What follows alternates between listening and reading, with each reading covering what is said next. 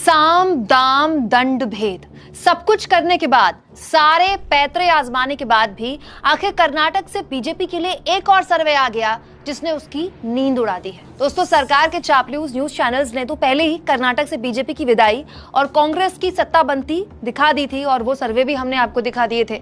लेकिन अब एक और ताजा सर्वे आया है जिसने बीजेपी के होश उड़ा दिए। दोस्तों, एक ट्विटर हैंडल है लोकपोल। ये केवल और केवल चुनावी सर्वे ही करता है, यानी कि किसी भी राज्य में जो चुनावी खबरें हैं या सर्वेज हैं आपको इस ट्विटर हैंडल में मिल जाएंगी। लोकपोल ने कल मार्च एंड तक का कर्नाटक का पूरा सर्वे पेश करते हुए साफ प्रेडिक्ट किया है कि कर्नाटक में बीजेपी जा रही है और कांग्रेस आ रही है। दोस्तों, लोकपोल ने अपने सर्वे में डबल इंजन वाले कर्नाटक में बीजेपी की बुरी हार दिखाते हुए उसे 66 से 69 सीटें देकर सत्ता से बेदखल किया है। और देखिए, इसी पोल में कांग्रेस की 128 से 131 सीटें आती दिख रही हैं, यानी कि आराम से बीजेपी को हराने के बाद कंफर्टेबल मेजॉरिटी के साथ कांग्रेस कर्नाटक में सरकार बनाती दिखाई दे रही है। इस पोल के हिसाब से, लोकपोल के हिसाब से उसने जो सर्वे किया है उसका सैंपल साइज है 65,000, जिसमें उसने बस सर्वे नहीं किया है, बकायदा कर्नाटक का जोन वाइज सर्वे किया है।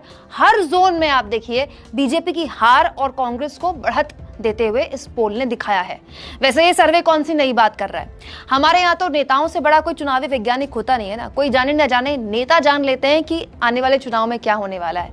पिछले एक महीने में बीजेपी के पूर्व सीएम से लेकर पूर्व डिप्टी सीएम से लेकर नेताओं की जो स्पीड है बीजेपी को छोड़ने की, बीजेपी से बगावत करने की, वो बीजेपी की हालत जमीन पर कितनी खराब है ये बयान करने के लिए बहुत है। ये सब कुछ तब हो रहा है दोस्तों जब बीजेपी ने कर्नाटक में वो सब कुछ किया है जिसे लेकर मोदी जी खुद दूसरों पर ब्लेम करते हैं, दूसरों पर आरोप लगाते हैं। जैसे मोदी जी खास तौर पर परिवारवाद पर बहुत बोलते हैं, याद होगा आपको। बीजेपी की तीसरी लिस्ट में धड़ल्ले से नेताओं के बेटों को, नेताओं के बच्चों को टिकट दिया गया है।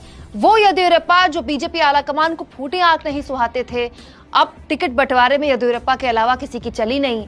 और तो और बीजेपी चुनाव से पहले गुजरात स्टाइल सीएम सहित पूरा कैबिनेट बदलना चाहती थी कर्नाटक में, वो भी नहीं हो पाया क्योंकि पार्टी में अंदरूनी बगावत हद से ज्यादा है कर्नाटक में। लेकिन अब देखिए, चुनाव को जब मुश्किल से एक महीना भी नहीं बचा है, अब जो सर्वे आ रहे हैं वो लगातार इशारा कर रहे हैं कि बीजेपी के लिए कर्नाटक इस साल की पहली और सबसे बुरी हार लेकर आ सकता है।